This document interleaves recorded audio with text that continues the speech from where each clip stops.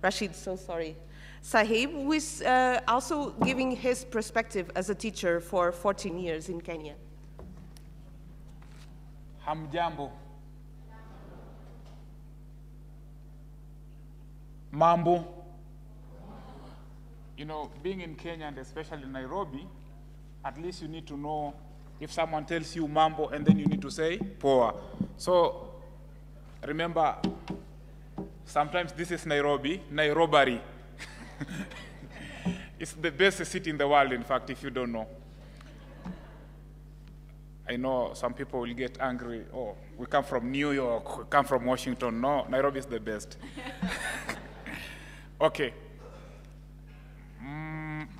Mine is just an observation as a teacher. You are working towards certain goals. But for us as teachers, we always set objectives because goals comes very, very late. Sometimes you score, sometimes so ours most of the time is objective. From what I observed is that we are all working towards one thing, and this is this child, either a boy or a girl. It doesn't matter. But we need to give this child education. But this education cannot be achieved unless a few challenges or obstacles are looked into. And one of them is, for example, protection of this child. Because of time, I will be so precise, is that if there is no protection of this child, for example, we were born in Nairobi, in slums, whereby going to school, for example, you cannot wake up very early to go to school because you'll be beaten up, your bag will be taken, and if you have some textbooks, people will take them, go and sell them. So that is the security. That is a very, very minor scenario. And the second thing here, we talk about, for example, health and food. I am a boy child, or I am a girl child, who was born in Nairobi, for example, in the slums of Nairobi. I don't have food. I'm not going to concentrate in class. The next thing, when I go to school, I'm thinking about the next meal, which is supposed to be tomorrow. So that is also another common goal. And the last thing is, for example, the space. I'm going to school, but imagine my school is just next to the club, or my school is just next to the road, whereby if I'm 11 years or 12 years and I don't have something in my stomach, I will get out there, and then I start carrying people in the matatus. I get 20 shillings or 100 shillings. So all in all is that this child needs at least 3 things which are very, very essential to him: his protection, his health, and his space. That is the slightest idea or an objective that I got from this one. Hamjamboni tena. Mambo. If you don't say poa, we are going to charge you $300 for a taxi rather than $50.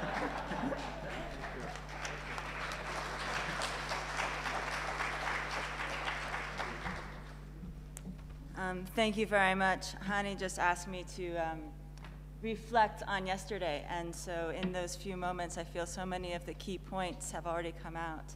I'm Tasha Gill from UNICEF, and I'm pleased to be here. There are a few elements I wanted to highlight. The panel discussion presented so many compelling arguments for why we need to do this collaboration between education and child protection. Natural allies in many ways was, I think, a resounding refrain. But one of the things that came through so clearly to me and stayed with me during the day was the missed opportunity of looking at the SDGs through a life cycle approach or a life course approach. And I think that's another very compelling argument through which I looked at the entire discussion of yesterday.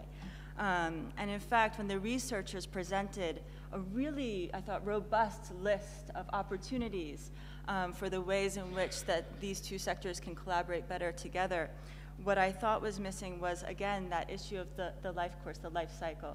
And in addition, the other element that struck me was what makes children most vulnerable in these situations of adversity, of crisis, and of emergency.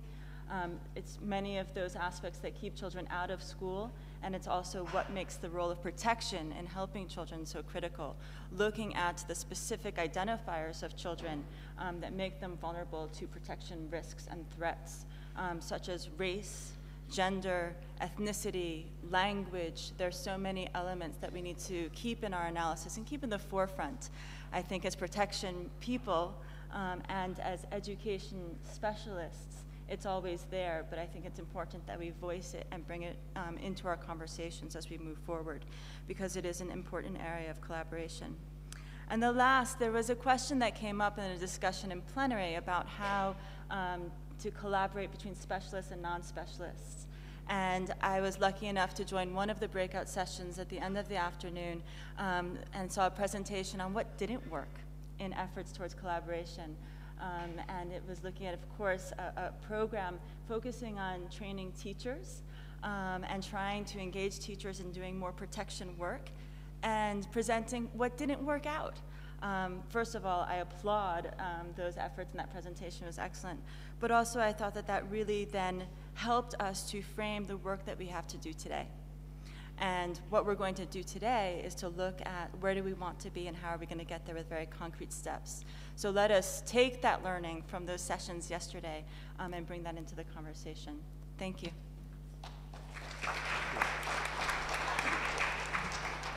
Thank you very much to all four of you. I want to repeat, the last two rows of those tables, the people who are sitting on those, can you move in here? Because we want to concentrate people on tables. So I'm basically just going to say, those last two rows there, can you move in? Find a space. And please, if you could find a space next to someone you don't know, someone perhaps who is a child protection specialist, if you yourself is a funder or an education specialist, make new friends, please. Yeah, and where you shouldn't have gone. Okay, so rather than starting with the objective, we'll now start with the reflective. So we're going to talk about inspirations and doubts that we had yesterday, that we're going to do at tables. Then we go to the objective by looking at definitions, and there we have two who will do a presentation on definitions that are useful. And then we'll go to that interpretive level and the decisional level, and that we'll do in group sessions during the day, and perhaps we'll get to a point at a closing where we have some kind of decision or looking forward. Just to flag up, in your program, it said that the tea and coffee was at 16, at 4 o'clock. We've moved it to 3 o'clock. So if you were planning to do some kind of side meeting or something, it's now at 3 o'clock. So it's after the group session 2, but before that plenary. So just to flag that up, but I'll remind you about that later. Okay, next one. So now we want to get started and do some bit of work. The first one, the reflective, is we were asking you these two questions. What inspired you, and what are you most doubtful about? And we're going to do it like we do 1, 2, table, 3 tables. So it's kind of a classic 1, 2, 4 all exercise. So if you could just... And I see people are still sitting there at those two late tables. Get back here. Come here, please. Humor me. Huh? Hanny is arranging. So if Hanny goes around and arranges, you will do as Hanny says. He's the arranger. Okay, so I want you to turn to yourself for just 1 minute and jot down on a piece of paper, and I think paper has been given out. There is white paper, that's individual. The green paper, that is pairs. The blue paper is for tables. And then the pink paper is for the 3 tables coming together. So first you just have 1 minute to reflect on those two questions. Then I will stop you, and you'll look up and look to your neighbor, and you'll discuss these, and you'll prioritize, because then you suddenly have more than a couple of answers. You start to prioritize those answers and say, which one do we want to bring forward to the table? You'll do that for 3 minutes. Then you have, on your table, you will have the same exercise where you narrow down your options to just a few, 2 or 3. And you'll do that for 7 minutes. And then we'll take 3 tables and put them together. And you, sir, at the back, you're all alone at one table. So Hanny will move you. But those three tables, a couple of tables come together, and then you'll do the same exercise, narrowing it down. And at that point, you will choose a rapporteur for the three tables. And that rapporteur will come back up here in half an hour, and you will present just one or two. So it's about boiling down a lot of ideas, a lot of reflections. So please just, on your white pieces of paper, do your individual reflections on those two questions. 1 minute.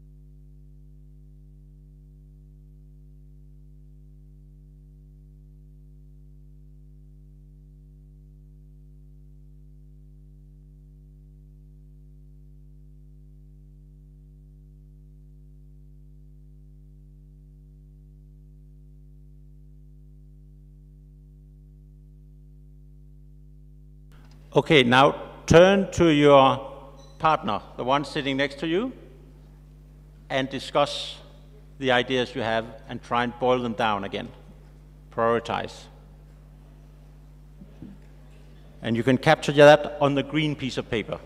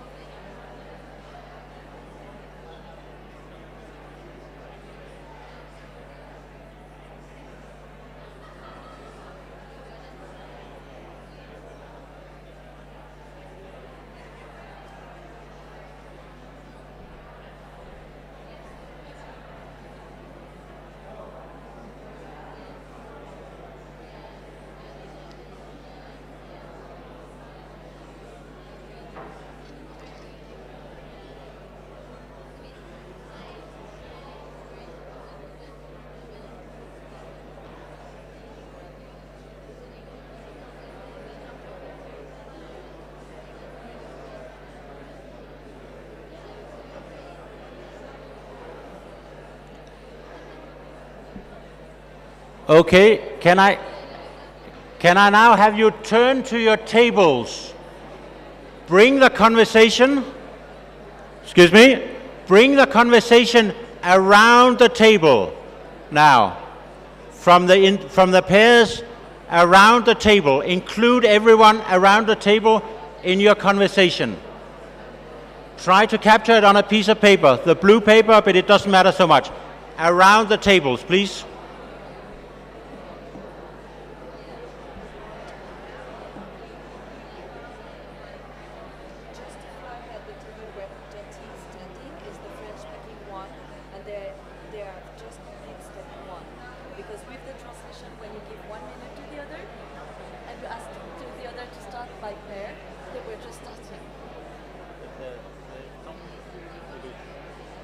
No, but what I mean is that when you will be moving the different tables, they are right. That's all. I mean, if you don't care, you don't care. But No, I do get it, but we're not going to stop the whole. No, but just to let you know as well that you are losing people.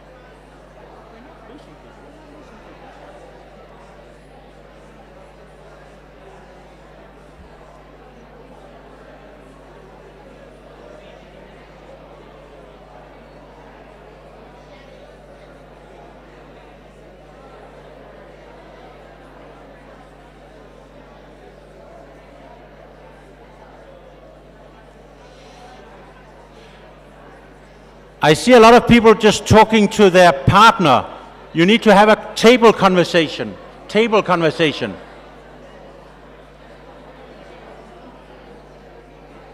Third, table.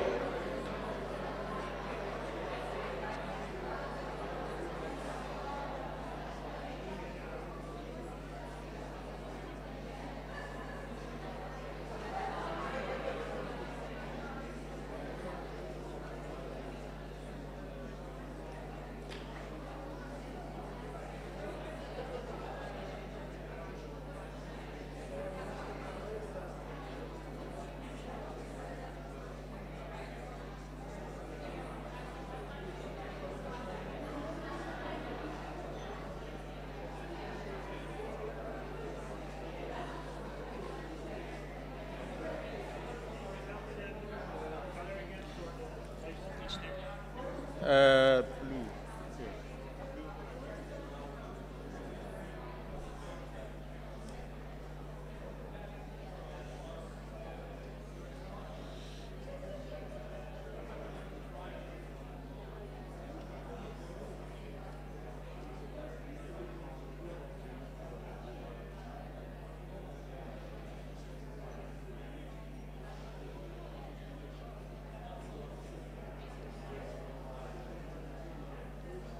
Pink.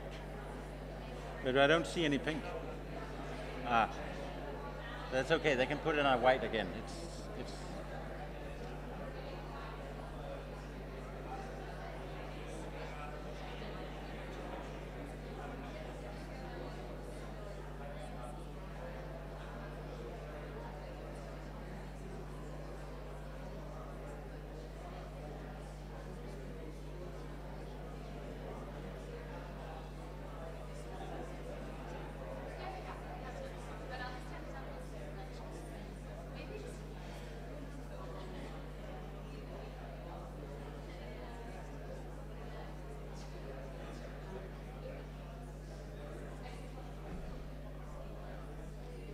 just for your own help, please remember to record your table observations or recommendations, priorities on the blue card, because in a minute you'll be merging with other tables.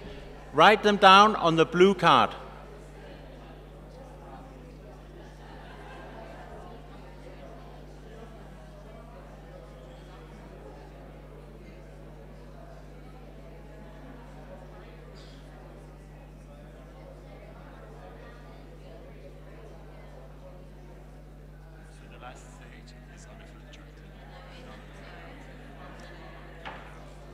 Yes. All right.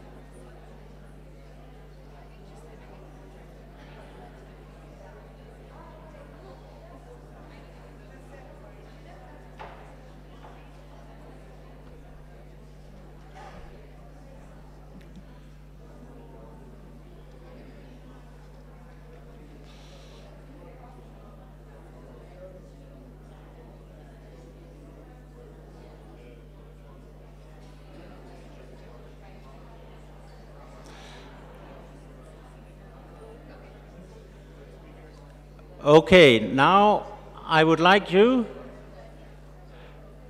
to move to the next stage. So now we've had tables. No more time. Now we're gonna move to the merge 3 tables, right? So over here on the left, there's 3 tables down there. Can they merge together?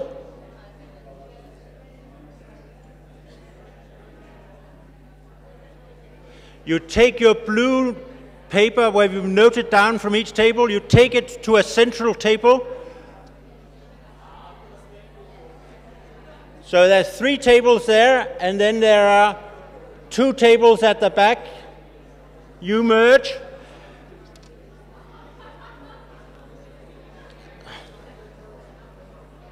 So, can we have the table with Michael? Michael, can you take your table and go to these 2 tables? So you move over here with your blue note. Cornelia, can you take your table and go there to these 2?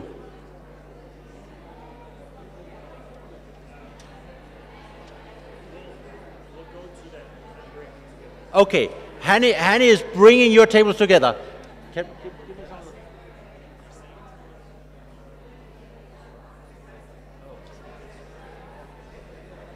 Okay. Right, Hanny is trying to arrange your tables here.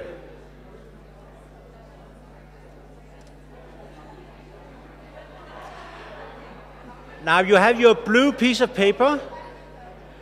Again, you want to boil down the priorities. Now you are more people. You're boiling down the priorities. What can you come up with as a larger group? Try to capture this on the large piece of flip chart paper that Hanny and Sonia are bringing around.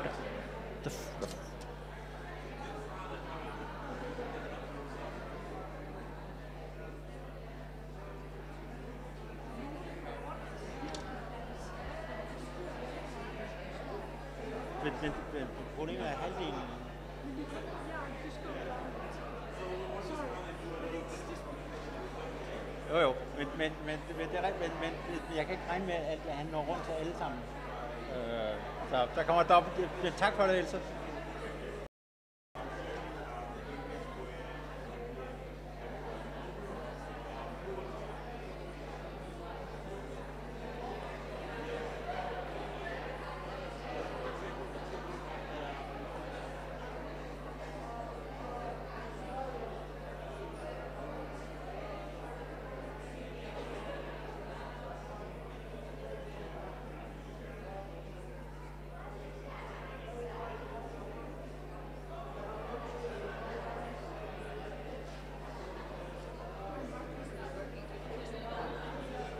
I have to ask Sonia. Do you know where she is? Oh, there she is. Yeah.